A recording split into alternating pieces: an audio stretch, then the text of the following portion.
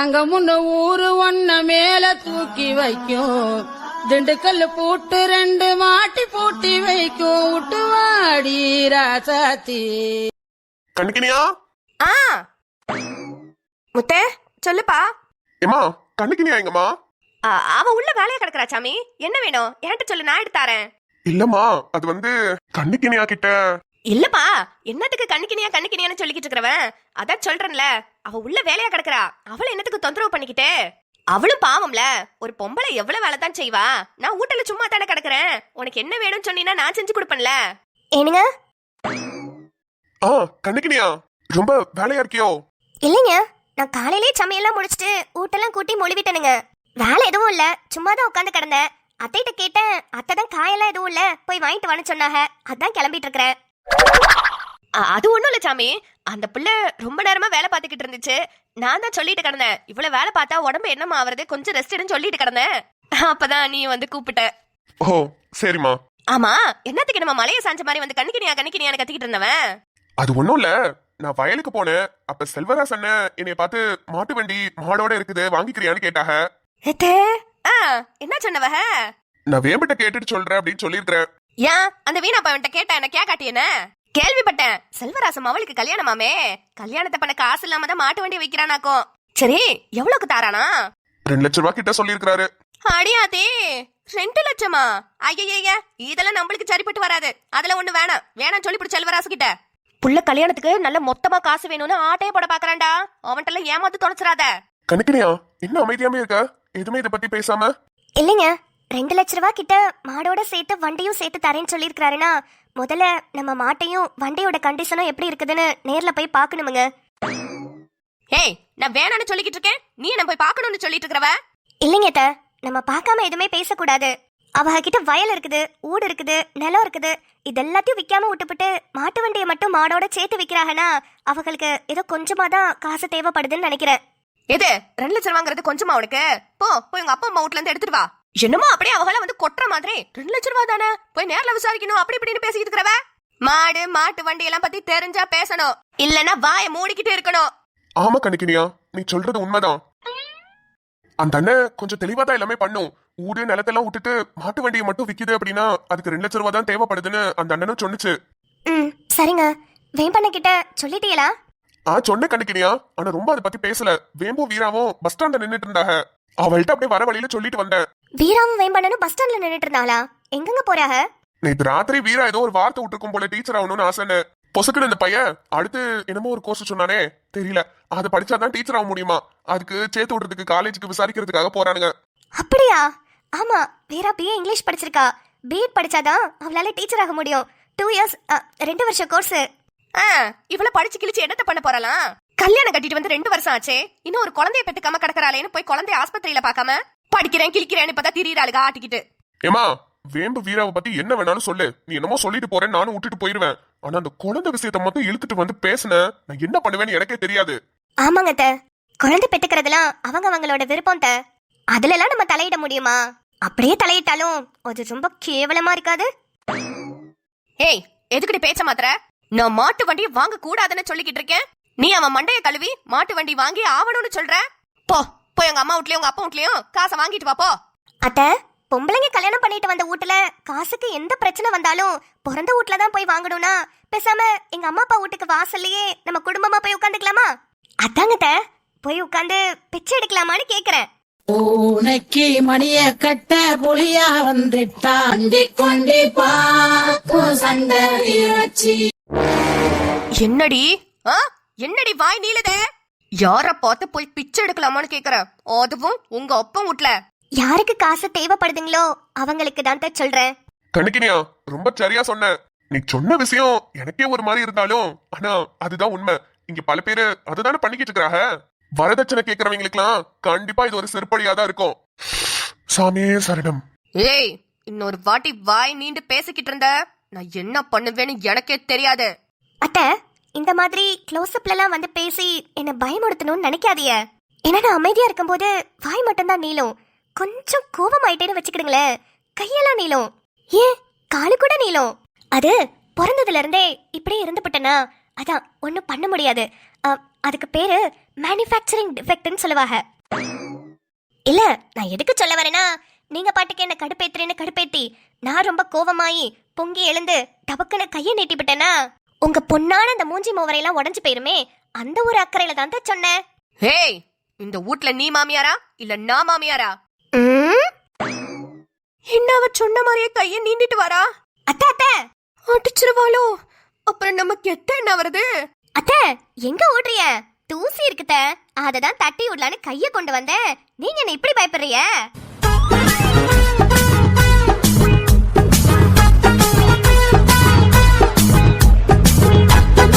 சரி, நேரமாவது. தண்ணிக்கிறியா? நீ எங்க போறேன்னு சொன்ன? காய் வாங்கவா? ஆமாங்க. சரி வா, நானும் அந்த வழியா தான் போறேன். காயெல்லாம் வாங்கிட்டு உன்னை வீட்டுல கொண்டாந்து விட்டுட்டு அப்புறம் நான் போறேன். காய் வாங்க 2 பேரும் சேர்ந்து போறாளா? ஐயோ, இத நடக்க விடக்கூடாது. எப்படியாவது தடுக்கணுமே. சாமி, அது காய் காய் காய்கறி காய் போயிட்டாங்களா?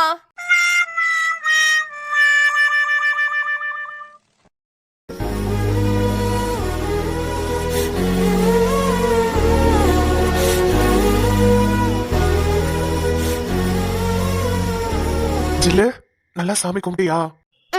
கும்பிட்டேன் தமிழ. ரொம்ப மன நிம்மதியாவும் மன நிறைவாவும் இருக்கு. நேத்து ராத்திரி நீ கூட சொன்னியா நாளைக்கு வெளியே போலான்னு. நான் கூட எங்கேயோ ஊர் சுத்துறதுக்கோ இல்ல ஏதாவது வாங்கி தரதுக்கோ இல்ல சினிமாக்கு கூட கூட்டிட்டு போவியோன்னு நினைச்சேன். ஆனா எனக்கு பிடிச்ச இடத்துக்கு தான் கூட்டிட்டு வந்திருக்க, அதுவும் கோவிலுக்கு கூட்டிட்டு வந்திருக்க. ரொம்ப நல்லா இருக்கு. இல்ல ஜில்லு, அங்கெல்லாம் கூட்டிட்டு போயிருந்திருக்கலாம் தான். ஆனா மன நிம்மதியா மனசு விட்டு நம்மளோட மனசுக்குள்ள இருக்கிறதெல்லாம் சொல்றதுக்கு நம்மளுக்கு இருக்கிற ஒரே இடம் கோயில் தானே. அதான் இங்க கூட்டிட்டு வந்தேன். ரொம்ப தேங்க்ஸ் தமிழ. நீ அங்கெல்லாம் கூட்டிட்டு போயிருந்திருந்தா கூட நான் உன் கூட இருக்கேன்ற சந்தோஷமா இருந்திருக்குமே தவிர மனசு நிம்மதியா இருந்திருக்காது. ஆனா இங்க கூட்டிட்டு வந்ததுனால இப்ப எனக்கு சந்தோஷமாவும் இருக்கு, உன் கூட இருந்த மாதிரியும் இருக்கு, மனசு நிம்மதியாவும் இருக்கு. தெரியும் ஜில்லு, அதுக்கு தான் கூட்டிட்டு வந்தேன். சரி, உன்னை கேட்கணும்னு நினைச்சேன். ரொம்ப நேரமா கண்ணை மூடிட்டு முன்னு ஏதோ வேண்டிக்கிட்டே இருந்தியே, என்ன வேண்டுன? 2 விஷயம் தான் அவ்வளவு நேரம் வேண்டிக்கிட்டு இருந்தேன். 2 விஷயமா? ஒரு விஷயம் எனக்கு தெரியும், இன்னொரு விஷயம் என்ன? ஒரு விஷயம் தெரியுமா? என்ன தெரியும் சொல்லு பாக்கலாம். நானும் நீயும் ஒரே விஷயத்த தான் வேண்டியிருப்போம், நம்ம 2 பேரும் ஒண்ணு சேரணும்னு. இன்னொரு விஷயம் என்ன வேண்டியிருப்ப? இல்லையே, நான் 2 விஷயம் வேண்டினதுல நீ சொன்ன வேண்டுதல் இல்லையே. ஹாய், கோயிலுக்குள்ள வச்சு போய் சொல்றியா? இல்ல தமிழ, சத்தியமா நம்ம 2 பேரும் ஒண்ணு சேரணும்ல நான் வேண்டல. பிறகு நம்ம 2 பேரும் ஒன்னே சேரக்கூடாது, தனித்தனியா பிரிஞ்சு போயிடணும்னு வேண்டியலோ? இல்ல, நம்ம 2 பேரும் சீக்கிரமா எந்த பிரச்சனையும் வராம கல்யாணம் பண்ணிக்கிட்டு சந்தோஷமா இருக்கணும்னு வேண்டுனேன். தமிழ, இது நடக்குமா என்னன்னு தெரியல, ஆனா நடக்கணும்ன்ற நம்பிக்கையில வேண்டி இருக்கிறேன். ஓய், இது கண்டிப்பா நடக்கும், நீ நம்பு.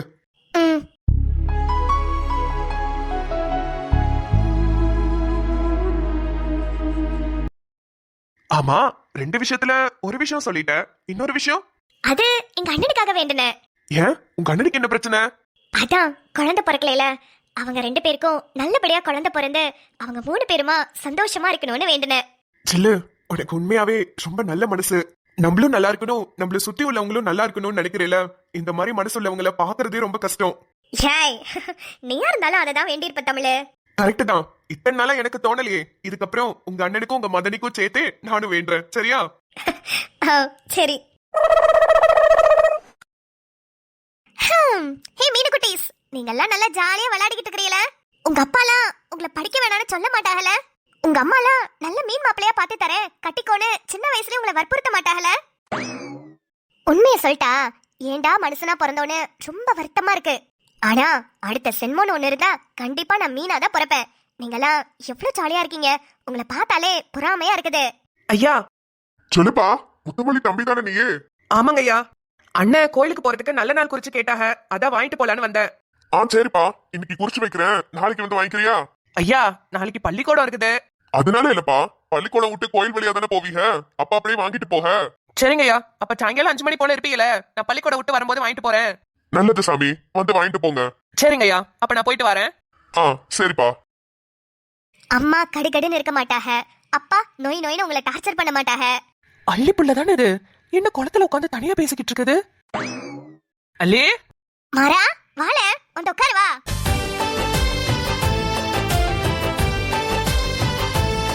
என்ன அல்லி, இங்க என்ன தனியா பேசிக்கிட்டு இருக்கிறவ? பொழப்ப விட்டுட்டாயே மாறா, என்ன பண்றது? ஏமா என்ன பிரச்சனை?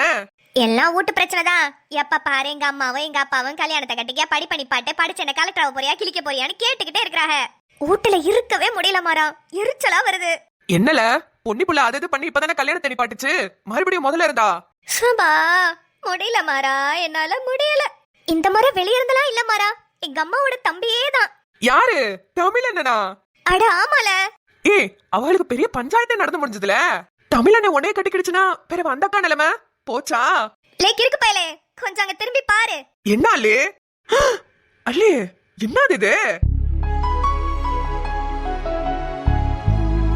அல்லே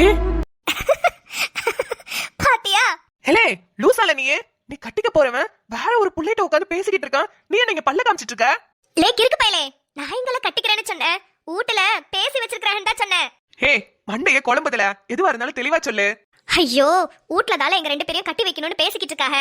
ஆனா எனக்கு தமிழத்தான கல்யாணம் பண்ணிக்கணும்னு விருப்பமும் இல்ல, தமிழத்தானுக்கும் என்ன கல்யாணம் பண்ணணும்னு விருப்பம் இல்ல. ஏன்னா தமிழத்தான் தான் ஏற்கனவே குழலி அக்காவை காதலிக்குதே. சரி அது உங்க வீட்ல சொல்ல வேண்டியதானே? சொன்னா என்ன நடக்கும்? சொன்னா என்ன நடக்கும்? ஏற்கனவே பெரிய பஞ்சாயத்து இவங்களுக்குள்ள நடந்து முடிஞ்சிருக்கு. அந்த பஞ்சாயத்துல தான் இவங்க ரெண்டு பேரும் பிரிச்சு வேற விட்டுருக்காங்க. வீட்டுல சொன்னோம்னா அவ்வளவுதான், மொத்தமா பிரிச்சு விட்டுருவாங்க. இது தமிழத்தானுக்கு. இப்ப நான் போய் கல்யாணம் வேணாம்னு சொன்னேன்னு வச்சுக்கோ, எனக்கு வேற மாப்பிளைய பார்க்க ஆரம்பிச்சிருவாங்க.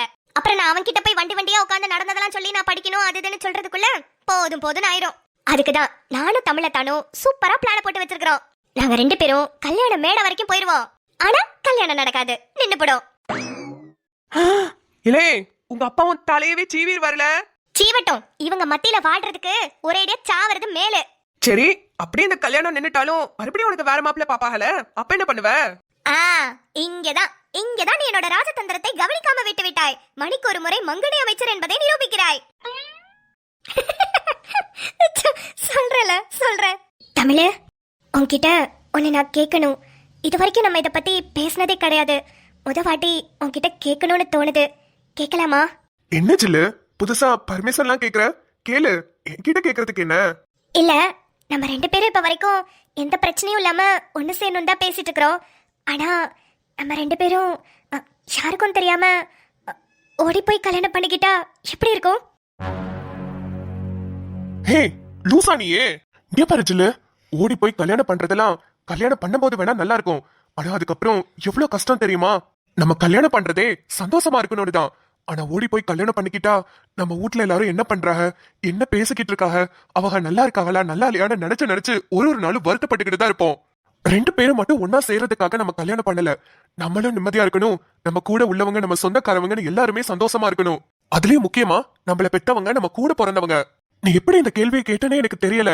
நீ யோசிச்சு பாரு, உங்க அண்ணனையும் மதனையும் நீ விட்டுட்டு அவங்களை ஏமாத்திட்டு நீ கூட ஓடி வந்துட்ட. நம்ம ரெண்டு பேரும் நிம்மதியா இருப்போம்னு நினைக்கிறியா, இல்ல அவங்க தான் அங்க நிம்மதியா இருப்பாங்களா? அப்புறம் நீ சாமி கிட்ட வேண்டனியே, அதுக்கு அர்த்தமே இல்லாம போயிரும் ஜில்லு. தமிழே, உங்க அண்ணனும் உங்க மதனையும் சந்தோஷமா குழந்தைய பெத்துக்கிட்டு இருக்கணும்னு நினைச்சியே, அதெல்லாம் நடக்கும்னு நினைக்கிறியா?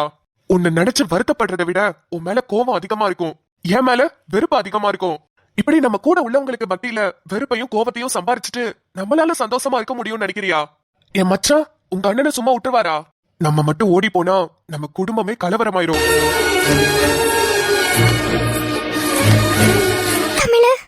ஜில்லு, நீ அழுவணுங்கிறதுக்காக நான் இதெல்லாம் சொல்லல. இல்ல தமிழு, எனக்கு புரிஞ்சிருச்சு. நான் நம்ம ரெண்டு பேரும் மட்டும் தான் சேரணும்னு ஒரு ஆர்வத்துல சொல்லிட்டேன். ஆனா அதுக்கு பின்னாடி எவ்வளவு விளைவுகள் இருக்கும்னு நான் யோசிக்கவே இல்லையே. நீ சொன்ன மாதிரி எங்க அண்ணனும் மதனையும் குழந்தை பிறந்து நல்லா இருக்கணும்னு வேண்டி இருக்கிறேன், விளக்கு போட்டெல்லாம் கூட வேண்டி இருக்கிறேன்.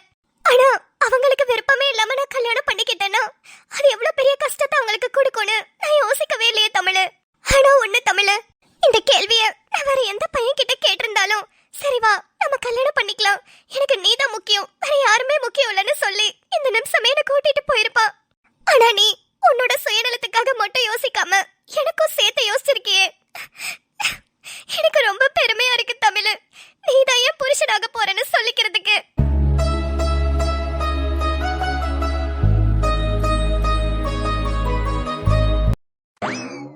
அதாவது என்னோட பிளான் என்னன்னா, ஏற்கனவே எனக்கு முடிவு பண்ண கல்யாண மேடை வரைக்கும் போய் நின்னு போச்சு. அதுதான் நம்ம பொண்ணி நிப்பாட்டினது. ஆமா, பாதி ஊர் என்ன சொன்னுச்சு, ஐயோ அள்ளிக்கும் கல்யாணத்துக்கு ராசி இல்ல போலயே அப்படின்னு சொன்னுச்சா இல்லையா? உனக்கு தெரியுமா, பல பேர் பேசிக்கிட்டு இருந்தாங்க, நீ ஒன்னும் வருத்தப்படலையே. லே பெருமைப்பட்டுக்கிட்டல. அப்படியா? சரி, அதுக்கும் இதுக்கும் என்னப்ப? இப்ப மறுபடியும் கல்யாணத்தை இவங்க ஏற்பாடு பண்ணுவாங்க, எனக்கும் தமிழத்தான் கூட. அப்ப கல்யாண மேடை வரைக்கும் போய் மறுபடியும் நின்னு போச்சுன்னா என்ன பண்ணுவாங்க?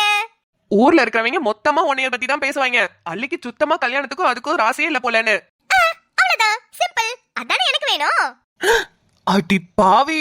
அப்படி மட்டும் பேச ஆரம்பிச்சிட்டாங்கன்னு வெச்சுக்கோ, பிறகு ஒரு பையன் கூட என்னை கட்டிக்கணும்னு ஆசைப்பட மாட்டாங்க. அப்புறம் நானும் நினைச்ச மாதிரி படிச்சுக்கலாம், பெரிய ஆளா ஆகலாம். அள்ளி புள்ள, இருந்தாலும் உனக்கு ரொம்ப தைரியம் தான்ல. எல்லாம் நம்ம பொன்னி பிள்ளைகிட்ட இருந்து வந்ததுதான். பொன்னி அடிக்கடி ஒரு வார்த்தை சொல்லும், நம்ம படிக்கணும்னு முடிவு பண்ணிட்டா எவன் தலைய வேணாலும் சீவறதுக்கு தயங்கவே கூடாதுன்னு சொல்லும். அந்த தைரியத்துலதான் இறங்கிட்டேன்.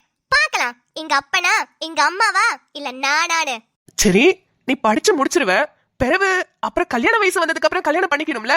அப்பயும் அவனும் வரமாட்டேன், உனக்கு ராசி இல்லைன்னு சொல்லி போட்டானா அப்ப என்ன பண்றதா? லே இங்கதான் நீ என்னோட இன்னொரு ராஜதந்திரத்தை பார்க்க மறந்துட்ட. என்னல அது என்னது?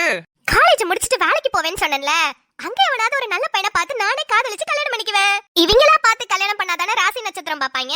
நம்மளா காதலிச்சு கல்யாணம் பண்ணிக்கிட்டா எனக்குன்னு பிறந்தவன் இனிமேவா பொறுக்க போறான். எந்த குளத்துல உட்காந்து எவகிட்ட கடலை போட்டுக்கிட்டு இருக்கானோ தெரியல.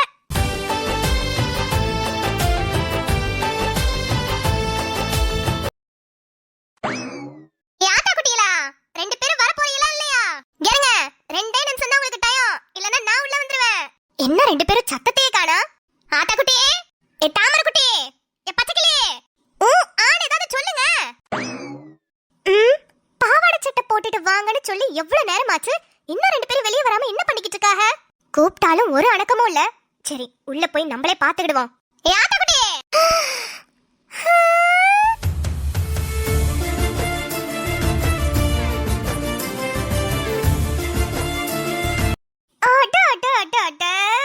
என்ன அழகு, எத்தனை அழகு, கோடி மலர் கொட்டிய அழகு, இன்றெந்தன் கை சேர்ந்ததே.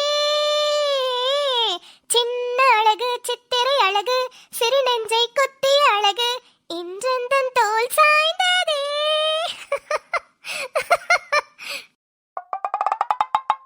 ஐயோ ஐயோ ஐயோ, எவ்வளவு அழகா இருக்கிறீங்க 2 பேரும். அதுலயும் பச்சைக்கிளியாத்தா, பாவாடை சட்டை ரொம்ப எடுப்பா இருக்குதாத்தா உனக்கு. ஆமா, இம்புட்டு அழகா பாவாடை சட்டையை போட்டுக்கிட்டு என்னத்துக்கு மூஞ்சி இப்படி தொங்க போட்டுக்கிறவக? வேலைக்கு போறோம், அதான் எப்படி போறது என்ன போறது, வேலையில இருக்கிறவள என்ன சொல்லுவாங்கன்னு யோசிச்சுக்கிட்டு கிடக்குறோம். 100 நாள் வேலைக்கு போறீங்களா? சரிதான் சரிதான், போயிட்டு வாங்க. இன்னைக்கு ஒரே கூத்தா இருக்க போகுது. ஏத்தா, உன் ஆசைக்கு வேணா இன்னைக்கு ஒரு நாள் போட்டுக்கிறேன் தா, இதுக்கப்புறம் விட்டுருத்தா. No no never. ஏடி, உன் பேத்தி என்ன சொல்றா? சரி என்ன சொல்றாளா இல்ல வேடான்னு சொல்றாளா? என்னமோ இங்கிலீஷ் எல்லாம் பேசிக்கிட்டு கிடக்குறா. புரியுற மாதிரி சொல்லுத்தா. நோ நோ நெவர்னா முடியவே முடியாதுன்னு அர்த்தம். என்னைய கதற விட்டவங்க 2 பேரையும் கொஞ்சமாவது கதற விட வேணா? அதுக்குதான் ஒரு வாரம், இன்னைக்கு நாள் 1. இன்னைக்கு நாள்ல என்னென்ன கூத்து நடக்க போகுதுன்னு மட்டும் பாருங்க. The game starts now. தாமரை தாமரை, ஆரம்பமே அமர்க்கலமா இருக்குதுடி. யாருடி? குரலை கேட்டாலே தெரியல, நம்ம சீனியம்மாடி, சீனியம்மா. என்ன சீனி, என்ன இந்த பக்கம்? ஹேய், இல்ல இல்ல இல்ல, என்ன சுகர் மாம், என்ன இந்த பக்கம்? அப்படி மரியாதையா கேளு. அது ஒண்ணும் இல்ல, இன்னையில இருந்து தாமரை பச்சைக்கிளி நான் எல்லாரும் 100 நாள் வேலைக்கு போலான்னு சொல்லிக்கிட்டு இருந்தோம். அதான் 2 பேரும் எங்க இருக்காங்கன்னு பாத்துட்டு போலான்னு வந்தேன். அப்படியே அவசியம். கேரு, இந்த சின்ன பிள்ளைலாம் கண்ணாமூச்சி விளையாண்டுக்கிறியா? அடியே, நாங்க ஆடாத ஆட்டமா? கண்ணாமூச்சி என்ன கண்ணாமூச்சி? டயர் ஓட்டுறது, சாக்குப்பை ஓட்டம், உரி அடிக்கிறது. நிறுத்து, அதெல்லாம் எங்களுக்கும் தெரியும். உனக்கு கண்ணாமூச்சி தெரியுமா தெரியாதா? தெரியுமடி, பெண்ணா அதுக்கு விளையாடணுமா? வா விளையாடலாம், போய் ஒளிஞ்சுக்க. சோ சீனியம்மா, உன்னையெல்லாம் எப்படிதான் கண்ணுக்கினியா மதனி வச்சு மேய்க்கிதோ தெரியல. கேரு, 2 பேரும் ஏற்கனவே போய் ஒளிஞ்சுதான் இருக்காங்க, அவங்கள முத கண்டுபிடி. யாருல? அதான் உன் தோஸ்துங்க 2 பேரும். தாமரையும் பச்சைக்கிளியுமா எங்க போயிட்டாளுங்க? அதுதால கண்ணாமூச்சி ஆட்டம், போய் கண்டுபிடி ஓடு. எங்க போயிருப்பாளுங்க? அடி தள்ளுங்கடி, வாளியில வந்து நின்னுக்கிட்டு. வயசு பிள்ளைங்க தானே, ஓரமா நிக்க தெரியாதா? நடுவுல வந்தா அனுப்பிக்கலாக்கும். 4 பசங்க வந்துட்டு போற இடம், கொஞ்சம் கூட கூச்ச நாச்சம் இல்லாம அப்படியே நின்னு வாய பொளந்துகிட்டு நிக்கிறாளுங்க. அடியே தாமரை, என்னடி இந்த கிறுக்கிக்கே நம்மள அடையாளம் தெரியல? இதுல நம்ம மட்டும் வேலைக்கு போனா நம்மளுக்கு சம்பளம் கூட கொடுக்க மாட்டாங்களேடி. ஐயோ, இன்னைக்கு வேலைக்கு போற இடத்துல என்னென்ன கூத்தெல்லாம் நடக்க போகுதோ கடவுளுக்கு தான் வெளிச்சம்.